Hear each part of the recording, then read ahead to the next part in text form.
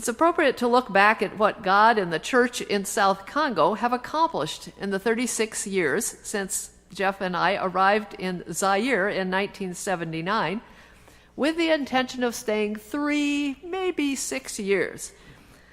So Jeff will tell you about the Zaire of 1979. Zaire was a dictatorship in 1979, burdened by huge amounts of corruption, by an economy collapsing before our very eyes from the time of the Arab oil embargo in 1975, some serious mistakes in nationalizing businesses. Lubumbashi was a city of 500,000 people, but Ellen and I knew every car in town that was in operating condition. There were only about 30 of them, and one bus for 500,000 people. Lots of people walking. We did a lot of walking as well.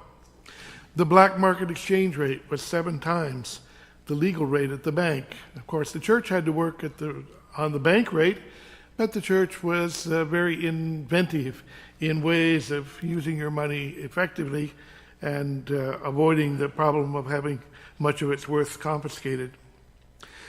After a couple of years during which all the schools had been nationalized by the government, the universities had been nationalized in 1971, the United Methodist Church was given back, the Catholic Church were given back the schools that they had, at least as far as management was concerned. The United Methodists had 50 to 100 high schools and several hundred elementary schools in Katanga. The Catholics had a somewhat larger number, but we had lost our personnel and our assets. The Catholic bishops just reassigned their nuns and priests to other jobs, but in the case of the Methodist schools, the teachers were lay people. They had families to feed. They got jobs with companies. They got other employment. The missionaries who were specialized in education left the country. And so it was like starting over again 60 years after the church had started the schools. The 3 nationalized campuses of the university were a relatively elite place for young people, but standards were falling swiftly. And so the church decided to place us within the National University as a way of helping train this new generation of teachers, school directors who would be needed to rebuild the educational system in the country. At that time, the United Methodist Church was composed of 3 annual conferences. It had 1 bishop since 1944, and it would have a second bishop from 1980.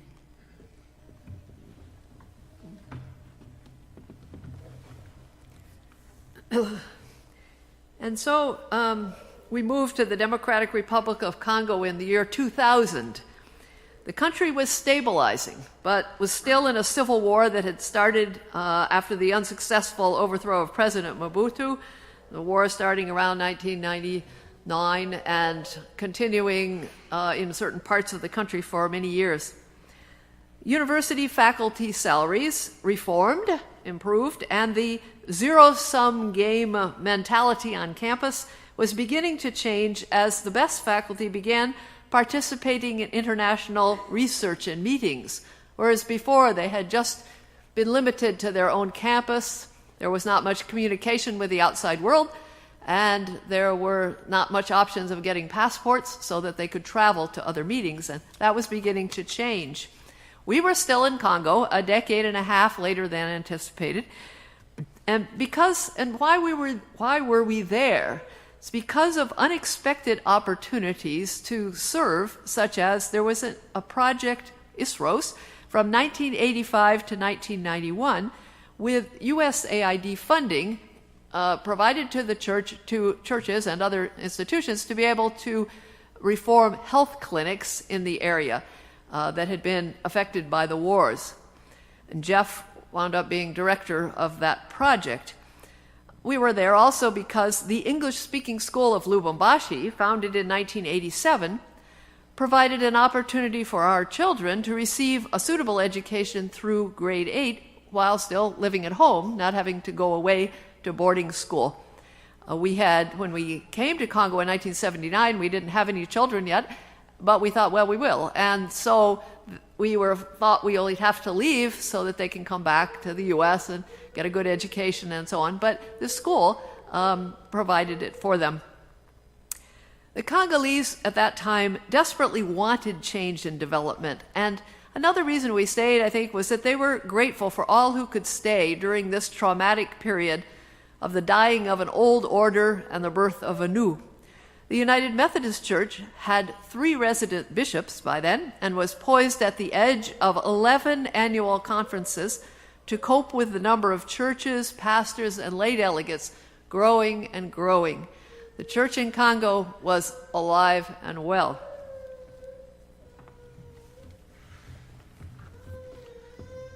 Somewhere along this time, First United Methodist Church of Newton began supporting our work, I believe in 2006 for the first year.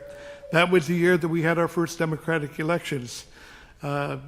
46 years after independence, they had their first democratic elections. We've now had 2 and are facing a third round of elections in 2016. Today, Lubumbashi has become a very bustling cosmopolitan city. We have supermarkets with barcode readers. We have ATM machines and more banks than I could list. We have 3 to 4 million people in the same city as 500,000 people when we arrived 37 years ago. It's much larger, much denser a city than it was. The Public University of Lubumbashi, where I teach, and is recognized as the best public university in the country, although there are now probably 100 public universities in a Congo of 70 million people, half of whom are under the age of 17, 18 years. We're receiving doctoral candidates coming from overseas, from the United States, from Europe, to do research. We're sending our doctoral candidates overseas. We're receiving this year for the first time undergraduates, exchange students coming from Belgium for a semester. Faculty, administrators, doctoral candidates, people are just very accustomed now of being involved in an international world and an international academic environment. And self-evaluation is becoming a part of the institutional culture, which is a very large change from a country that's been under dictatorship, where you only do what you're told to do and you don't ask questions about what you could do or how you could do it better. Still, there are many challenges. Congo has moved out of the 153rd spot out of 153 countries in the world. According to the World Bank, about 4 years ago, we were at the very bottom, the last. We're now up to 137. Or put it another way, the per capita income has improved from $100 to $270. That sounds like a better improvement. But things are changing and the direction is going in the right way. The United Methodist Church now has 4 resident bishops, and they are anticipating perhaps having a 5th in the year 2020, according to planning by the Commission on Central Conferences, annual conferences outside the United States. The former theological seminary at Mulungwishi, where we have taught since 1983, it had some 50 students. It's now a university with 600 or 700, 4 colleges, not only theology, but information technology, psychology and education, and agriculture. All programs that the church has an interest in, or programs such as information technology, where the government universities, even today, in a country where people scan the cans in the grocery store with a barcode reader, the university teaches nothing about computers, computer science, how to maintain them, how to write programs, how to use them effectively. TESOL, that small school that allowed us to remain with our children and educated them through 8th grade. They went on to a boarding school in Kenya for the high school years. By the time they're adolescents, parents are a little more willing to see them go out the door for a longer period of time. But that school now offers high school diplomas accredited in the United States and has increased to 180 students. It's a school that is financially self-supporting, except for the problem of having to develop a new campus. There's a mushrooming interest in English as a key to higher education and careers. And the Southern Africa area is moving towards having a common market for employment. None of these questions of trying to keep the border sealed to keep people from coming across looking for better jobs. It's been tried and it's never worked, but they're actually planning to work towards a single market within a group of about 15 countries. After the service, as you go out, there are glass doors, and you turn left, you'll see a table with some photos of our work and also some brochures put out by General Board of Global Ministries. You're welcome to take the brochures, and if you want a whole lot of them, you can find on the back of the brochure a number. You can order them, and they will be sent. Most of them are free. Even the shipping is paid for. So if you find an interest in using some of them in your church, that's an opportunity. Thank you very much for giving us this opportunity to come this morning. We wish you all the best.